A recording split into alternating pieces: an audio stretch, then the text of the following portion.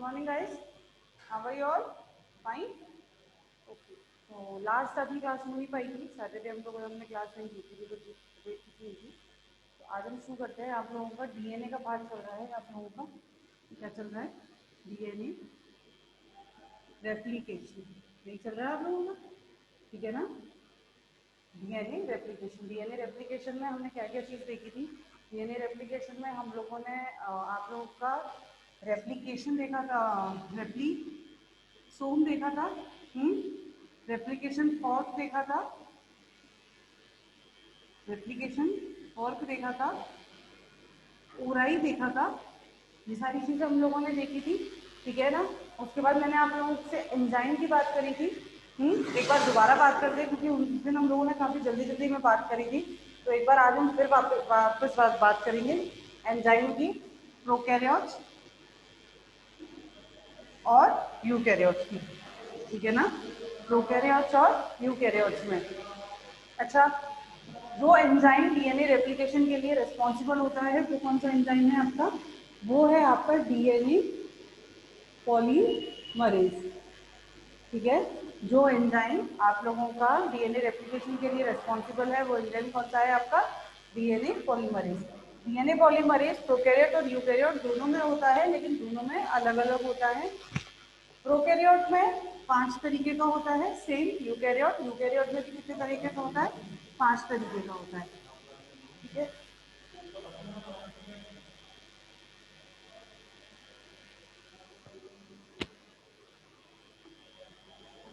Prokaryote में कितने तरीके का होता है? 5 तरीके का होता है। यूकैरियोट में भी कितने तरीके का होता है? ये 5 तरीके का होता है। अगर प्रोकैरियोट में 5 तरीके की बात करें, कौन कौन से होते हैं? तो DNA polymerase first, DNA polymerase second, DNA polymerase third, DNA polymerase fourth और डीएनए पॉलीमरेज फिफ्थ, ठीक है ना? तो ये क्या है आपके प्रोकैरियोट के डीएनए पॉलीमरेज। उसके बाद यूकैरियोट के डीएनए पॉलीमरेज, यूकैरियोट की बात करें तो अल्फा, बीटा, गामा, डेल्टा और एप्सिलॉन, ठीक है? ये किसके होते हैं? यूकैरियोट के होते हैं। तो सबसे पहले जो हम डीएनए रेप्लिकेशन की बात कर रहे हैं बच्चों, तो डीएनए रेप्लिकेशन में हम सबसे पहले बात कर रहे हैं किसकी? आपके प्रोकैरियोट डीएनए रेप्लिकेशन की। तो प्रोकैरियोट डीएनए रेप्लिकेशन में प्रोकैरियोट्स के डीएनए पॉलीमरेजेस की अगर हम बात करें, तो डीएनए पॉलीमरेजेस में जो मेन एंजाइम होता है बच्चों, डीएनए पॉलीमरेज में जो मेन एंजाइम होता है, जो प्रोकैरियोट्स के डीएनए रेप्लिकेशन के लिए रिस्पॉन्सिबल होता है, वो कौन सा है? DNA polymerase third. DNA polymerase third is the main replicator, या DNA polymerase third is the main replicable enzyme, ठीक है? तो इसके बाद फिर बाकी के ये 5 क्या काम करते हैं? बाकी के जो 4 हैं ये क्या काम करते हैं? डीएनए पॉलीमरेज फोर्थ और डीएनए पॉलीमरेज फिफ्थ, ये दोनों क्या काम करते हैं? ये दोनों काम करते हैं डीएनए रिपेयर में, ठीक है ना? अगर डीएनए में कोई भी नुकसान हो जाता है तो डीएनए की रिपेयरिंग में कौन काम करते हैं? डीएनए पॉलीमरेज फोर्थ और डीएनए पॉलीमरेज फिफ्थ। इसके बाद बाकी बचे ये दोनों, तो डीएनए पॉलीमरेज सेकेंड, ये भी डीएनए रिपेयर में काम करता है, ठीक है? डीएनए पॉलीमरेज सेकेंड, ये भी डीएनए रिपेयर में काम करता है। डीएनए पॉलीमरेज फर्स्ट, इसके 3 काम हैं, इसके 3 काम हैं डीएनए पॉलीमरेज फर्स्ट के। एक तो करता है ये पॉलीमराइजेशन, ठीक है? पॉलीमराइजेशन, पॉलीमराइजेशन मतलब जैसे डीएनए पॉलीमरेज थर्ड करता है क्या? दूसरे न्यूक्लियोटाइड्स को लाना और एक कॉम्प्लीमेंट्री स्ट्रैंड का बनाना, तो सेम डीएनए पॉलीमरेज फर्स्ट है। तो फिर हम डीएनए पॉलीमरेज थर्ड को क्यों कहते हैं? क्योंकि DNA polymerase first main replicable enzyme नहीं है, यानी कि जब रेप्लिकेशन हो रहा है तो उस टाइम पे कौन काम करेगा? डीएनए पॉलीमरेज थर्ड ही काम करेगा। डीएनए पॉलीमरेज फर्स्ट काम करता है, डीएनए पॉलीमरेज फर्स्ट काम करता है जब आरएनए प्राइमर्स क्या होते हैं? ये बात हम लोगों ने आपसे पहले भी की थी कि आरएनए प्राइमर्स क्या है। बेसिकली क्या होता है कि डीएनए पॉलीमरेज थर्ड जो होता है वो आपके रेप्लिकेशन को स्टार्ट नहीं करवा सकता, ठीक है ना? डीएनए की रेप्लिकेशन को वो आगे बढ़ा सकता है, नए नए न्यूक्लियोटाइड्स को लाकर जोड़ सकता है, लेकिन उसको स्टार्ट नहीं करवा सकता। तो उसको स्टार्ट करवाने के लिए हमको किसकी जरूरत पड़ती है? प्राइमर की जरूरत पड़ती है। ये प्राइमर कौन लेकर आता है? ये प्राइमर लेकर आता है आपका एंजाइम प्राइमेज, ठीक है? ये प्राइमर कौन लेकर आता है? आपका एंजाइम प्राइमेज। ये प्राइमेज क्या करता है? डीएनए रेप्लिकेशन के टाइम पर जिस स्ट्रैंड का रेप्लिकेशन चल रहा होता है उस स्ट्रैंड के कॉम्प्लीमेंट्री एक आरएनए प्राइमर को वहां जोड़ देता है। कहां पर? उसके 5' 3' एंड पर। कहां पर? उसके 3' एंड पर एक आरएनए प्राइमर या कोई भी प्राइमर को वहां जोड़ देता है, जब डीएनए रेप्लिकेशन कंप्लीट हो जाता है, एक नया पूरा स्ट्रैंड बन जाता है, तो उस टाइम पे क्या होता है, उस आरएनए प्राइमर को वहां से हटाना तो जरूरी है।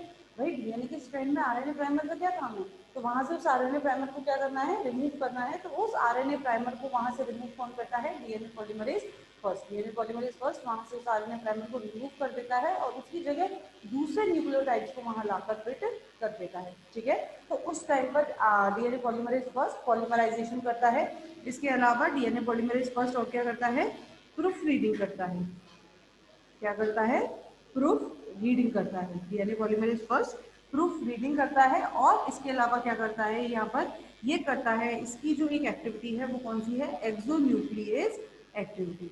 कौन सी एक्टिविटी है, एक्सोन्यूक्लियस एक्टिविटी, यानी कि आरएनए प्राइमर जो होता है, जो आरएनए प्राइमर वहां से हटेगा, उस आरएनए प्राइमर को कौन हटा सकता है, केवल और केवल डीएनए पॉलीमरेज फर्स्ट। बाकी के किसी एंजाइम में इतनी कैपेबिलिटी नहीं होती है कि वो वहां से आरएनए पॉलीमरेज को, वो सॉरी आरएनए प्राइमर को हटा सके। ठीक है ना, तो वो कौन करता है, आपका डीएनए पॉलीमरेज फर्स्ट करता है। अच्छा, अगर मैं डीएनए पॉलीमरेज फर्स्ट में से बात, मैंने उस दिन भी करी थी, आज हम बस रिवीजन कर रहे हैं। अगर मैं डीएनए पॉलीमरेज फर्स्ट में से इस वाली सेगमेंट को हटा दूं, यानी कि इसकी जो न्यूक्लियस एक्टिविटी है, एक्सोन्यूक्लियस एक्टिविटी है, अगर मैं इसको रिमूव कर दूं, तो केवल क्या बचेगा, केवल इसकी पॉलीमराइजेशन एक्टिविटी बचेगी और केवल इसकी प्रूफ रीडिंग एक्टिविटी बचेगी। तो इस केस में इस फ्रेगमेंट को क्या बोला जाता है, डीएनए पॉलीमरेज को क्या बोला जाएगा, क्लीन आउट फ्रेगमेंट। अगली बात समझ में, क्या बोला जाएगा इसको, क्लीन आउट फ्रेगमेंट।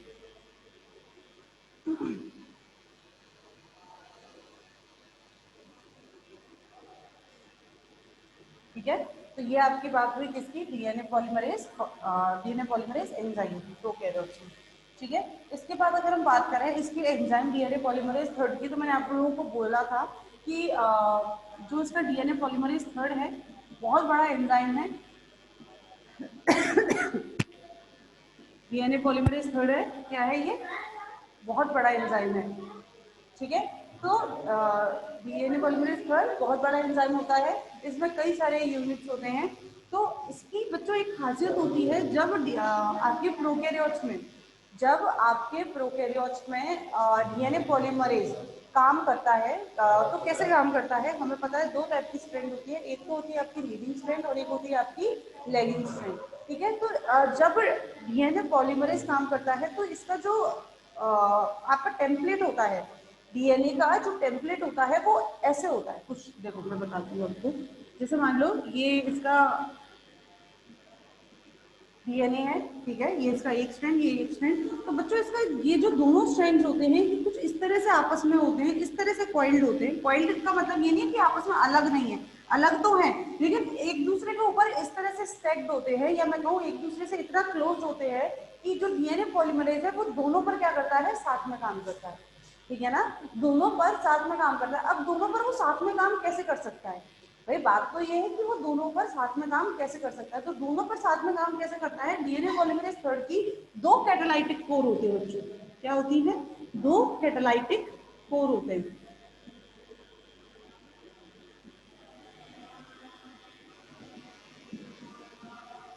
ठीक है, डीएनए पॉलीमरेज थर्ड के दो कैटालाइटिक कोर होते हैं जो दोनों स्ट्रैंड्स पर लगे होते हैं, जिसके साथ डीएनए पॉलीमरेज थर्ड जो होता है वो दोनों पर साथ में काम कर पाता है। ठीक है, इसके अलावा इसमें एक लोडिंग कैंप भी होता है, जिसे हम क्लैंप लोडर भी कहते हैं।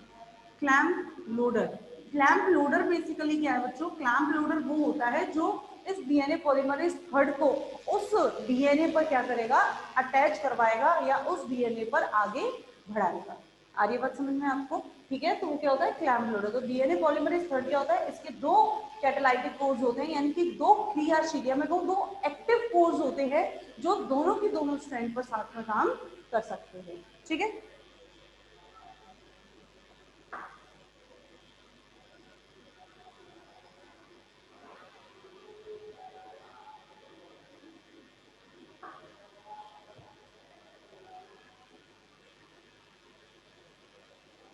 चलिए ये बात आपको आगे समझ में है। अच्छा एक चीज बताइए, अब डीएनए पॉलीमरेज के दो कैटालाइटिक कोर हैं, दो अलग अलग जगह पर काम कर रहे हैं, दो अलग अलग स्ट्रिंग पर काम कर रहे हैं, तो आपस में ये डीएनए पॉलीमरेज से एक साथ कैसे जुड़े होते हैं, तो उसके लिए होता है एसेसरी प्रोटीन।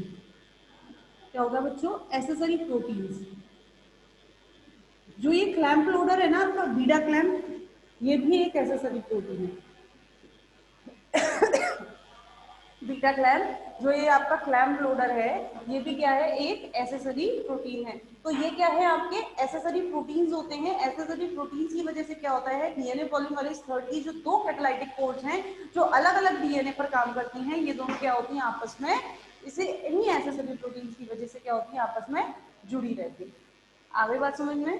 ठीक है, सबको कोई डाउट हो तो बच्चों हाथ के हाथ आप टाइप कर दिया करिए, आप लोग बता दीजिए, ताकि इससे क्या है, मुझे तुरंत की तुरंत पता चलता रहे कि आप लोगों को क्या समझ नहीं आ रहा है।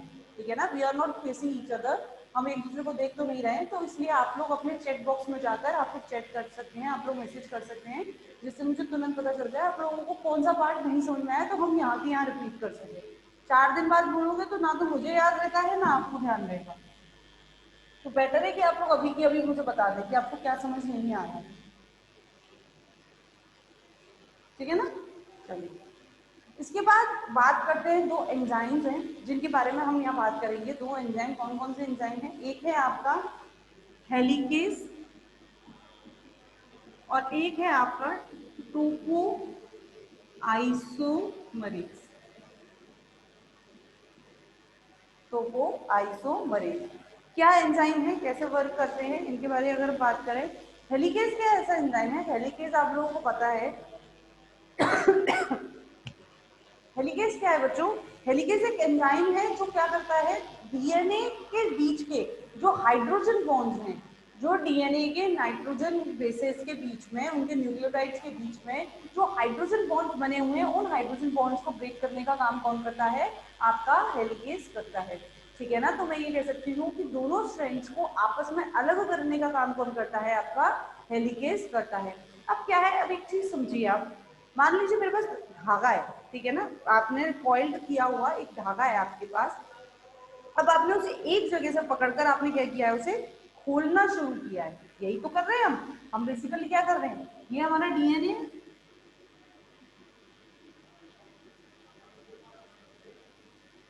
ठीक है ना, ये क्या है, हमारा डीएनए है। अब आपने क्या किया है, एक जगह से उसे पकड़कर एक जगह से आपने उसे काटना शुरू किया है, खोलना शुरू किया है, तो आप इसे क्या कर रहे हैं, ये आप हेलिकेज है, इसने इसको किया, तो आप ये खींच रहे हैं, खींच रहे हैं इस तरीके से, आप इसे खींच रहे हैं, तो क्या हो रहा है, ये खींच रहा है। अच्छा एक बार बताओ, खींचेगा तो ये ऊपर इस तरह से नहीं होगा, ये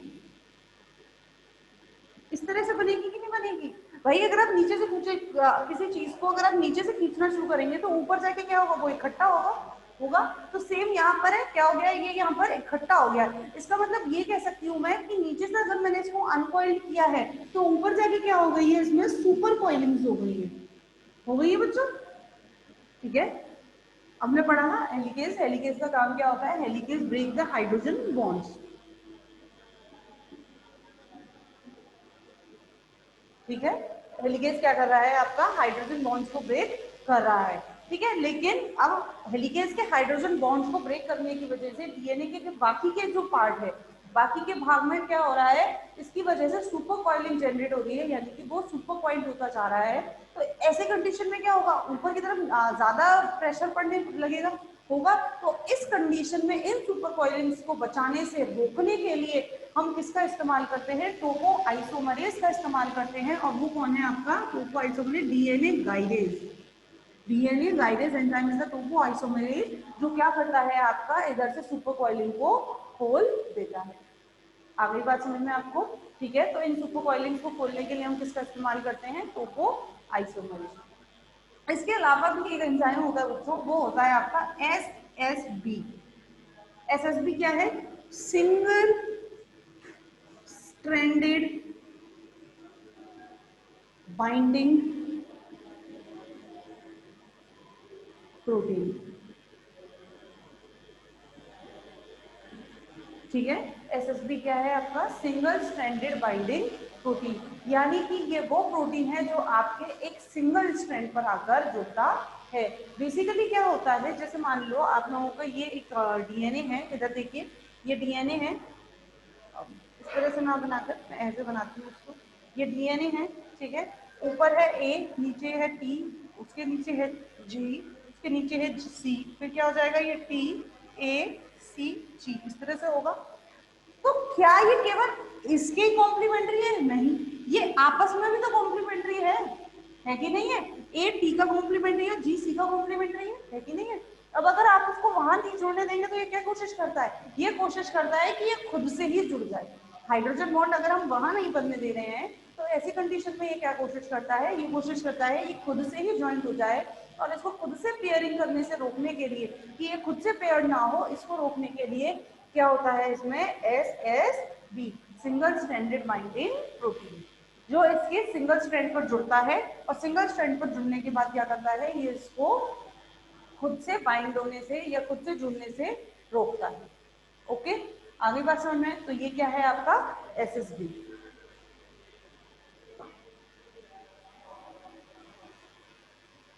चलिए ठीक है। अब इसके बाद यहां तक तो आपके सारे एंजाइम्स की बात हो गई। ठीक है, अब इसके बाद हम बात करेंगे आपके किसकी? डीएनए रेप्लिकेशन के स्टेजेस की।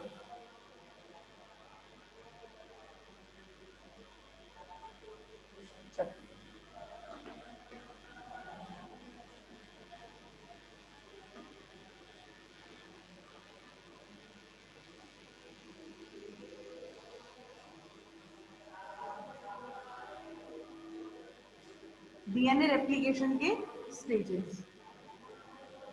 ओके, तीन टाइप की स्टेजेस है: इनिशिएशन, इलोंगेशन और टर्मिनेशन।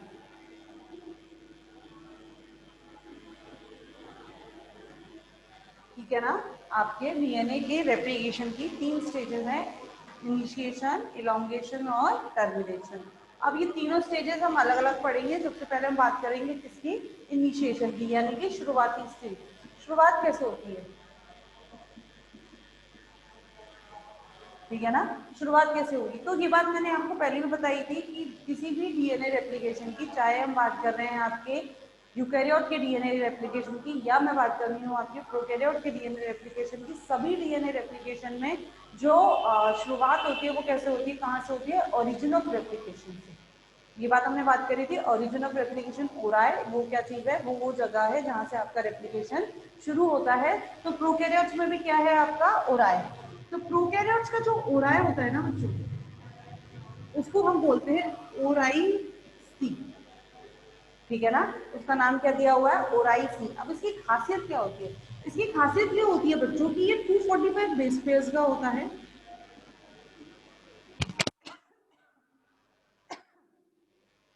प्रोकैरियोट्स में क्या होता है आपका? ओराइसी। और ओराइसी कैसा होता है आपका? 245 बेस पेयर्स का होता है।